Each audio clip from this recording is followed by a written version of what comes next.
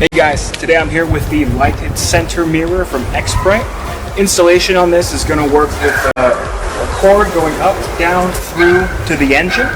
Now, most of the time you're going to have a little hole in your cage here that can feed the wire through.